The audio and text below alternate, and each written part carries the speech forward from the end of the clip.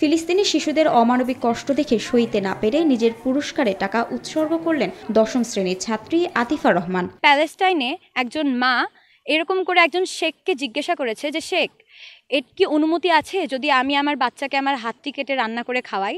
আসলে এই কথাটি যে আমাকে ভিতর থেকে কতটা ভেঙে দিয়েছিল যে একজন মানুষ হিসেবে আমি কি করছি, আমার কতটা দায়িত্ব আছে। প্রতিযোগিতায় অংশ নেওয়ার আগেই আতিফার মনে ছিল ফিলিস্তিনি শিশুদের সাহায্য করার আকাঙ্ক্ষা। নিজের জন্য না, জিততে চেয়েছেন অনাহারে থাকা ফিলিস্তিনের শিশুদের জন্য। আমার মাথাতে ওই একটা জিনিসই কাজ করছিল যে আমাকে হতে হবে, শুধুমাত্র নিজের জন্য না, আমাকে আমার প্যালেস্টাইনিয়ান শিশুদের জন্য হতে হবে। অল্প বয়সে এমন মহৎ উদ্যোগের কারণে সহপাঠী, শিক্ষক, প্রতিবেশী ও পরিবারের সদস্যদের প্রশংসায় ভাসছেন আতিফা। নিজের কষ্টে উপার্জিত বা পুরস্কারের টাকা অনেকে ভোগ বিলাসে ব্যয় করেন, সেখানে আতিফা দাঁড়িয়েছেন অসহায় ফিলিস্তিন শিশু ও নারীদের পাশে। ওর চিন্তা ভাবনা সকলের থেকে আলাদা। আমরা যেমন কিছু পাইলে আমরা চেষ্টা করি যে না আমি এটা কিনবো বা ওইটা কিনবো, কিন্তু ওর চিন্তা ভাবনা সম্পূর্ণ ভিন্ন ছিল। যখন বললো যে টাকাটা ওই ফিলিস্তিনের জন্য দান করতেছে, এই জিনিসটা আমাদের বেশি ভালো লাগছে যে শুধু ওই নিজের কথাটা ভাবিনি, স্কুলের স্টুডেন্ট হিসেবে, একজন দেশের নাগরিক হিসেবে ওই যে ফিলিস্তিনের জন্য দান করছে, একজন দানশীল মনোভাবতা কিন্তু সবার আসবে না।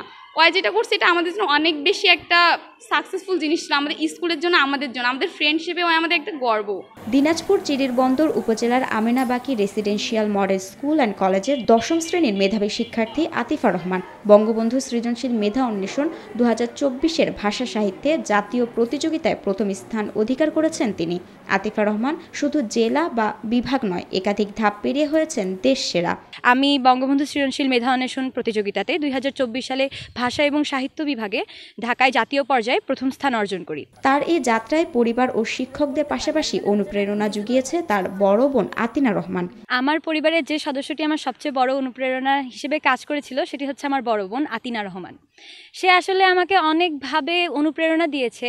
সে বলেছে যে তুমি পারবে, তুমি না পারার কিছু নেই এবং না পারলেও সমস্যা নেই। সন্তানের সাফল্যেই শান্তি খুঁজে পান মা বাবা।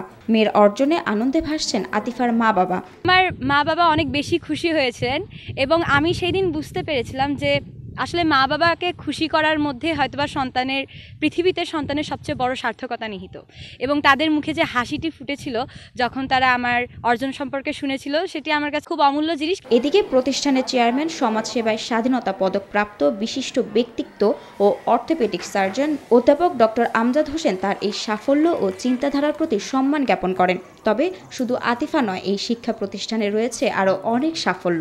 বঙ্গবন্ধু সৃজনশীল মেধা অন্বেষণ 2024-এর ভাষা ও সাহিত্যে জাতীয় পর্যায়ে শ্রেষ্ঠত্ব অর্জন করে আমাদের এই প্রতিষ্ঠানের শিক্ষার্থী আতিফা রহমান। এটি শুধু আমাদের আমেনা বাকি রেসিডেন্সিয়াল মডেল স্কুল অ্যান্ড কলেজের জন্য নয়, বরং রংপুর বিভাগের জন্য একটি বড় পাওয়া। এরই ধারাবাহিকতায় আমরা জাতীয় শিশু পুরস্কার প্রতিযোগিতায় বহুবার বিভিন্ন বিষয়ে জাতীয় পর্যায়ে সাফল্য অর্জন করেছি এবং আমি নিজেও জাতীয় পর্যায়ে কুটির শিল্পে প্রথম স্থান অর্জন করেছি। যদিও পুরস্কারের অর্থ এখনো হাতে পাননি আতিফা, তার আগেই ফিলিস্তিন নিপীড়িত শিশু ও নারীদের উৎসর্গ করার ঘোষণা দেন এবং জানান তার ভবিষ্যৎ ইচ্ছার কথা। কেবল নিজের বা শুধু দেশের জন্য না, কাজ করতে চান বিশ্ববাসীর কল্যাণে। আমি নিজেকে একজন গ্লোবাল সিটিজেন হিসেবে প্রতিষ্ঠিত করতে চাই। শুধুমাত্র বাংলাদেশের জন্য না, আমি চাই আন্তর্জাতিকভাবে কাজ করতে, স্বেচ্ছাসেবী হতে চাই। আমি এখন চেষ্টা করছি যে বাংলাদেশের পররাষ্ট্র মন্ত্রণালয়ে যদি আমি কাজ করতে পারি তাহলে হয়তোবা শুধুমাত্র বাংলাদেশের জন্য নয়, আমি আরও অন্যান্য দেশের জন্যও কাজ করতে পারবো। আমার ইচ্ছা মানুষের সেবা করা এবং মানুষের ভালো করার জন্য কিছু একটা করা। ছাত্রছাত্রীরা যাতে এখান থেকে বের হয়ে নিজেদেরকে সমাজ ও দেশের জন্য কাজ করতে পারে, সেই চেষ্টাই করে যাচ্ছে প্রতিষ্ঠানের চেয়ারম্যান ও শিক্ষক সহ সংশ্লিষ্টরা। এমনটাই জানান আমেনা বাকি রেসিডেন্সিয়াল মডেল স্কুল অ্যান্ড কলেজের অধ্যক্ষ কাজী শাহাবুদ্দিন আহমেদ। লেখাপড়ার পাশাপাশি এখানকার যে কালচারাল বিষয়টা, এটা একটা অতুলনীয় একটা বিষয়। কারণ আমি ক্যান্ট পাবলিকে এবং আমি ডেপুটেশনে, আমি ক্যাডেট কলেজে বিভিন্ন জায়গায় আমি কাজ করেছি, আমি দেখেছি খুব কাছ থেকে যে ঠিক এই সমস্ত জায়গায় যে কো কারিকুলার অ্যাক্টিভিটিসগুলোকে যেভাবে পেট্রোনাইজ করা হয়, যেভাবে এখানে কার্যকরভাবে এটার বাস্তবায়ন করা হয়, আমাদের চেয়ারম্যান স্যার ঠিক ওই জায়গাটাকে উনি খুব শক্তভাবে লালন করেন এবং সেইভাবে আমাদের শিক্ষকদের প্রশিক্ষণ দিয়েছেন।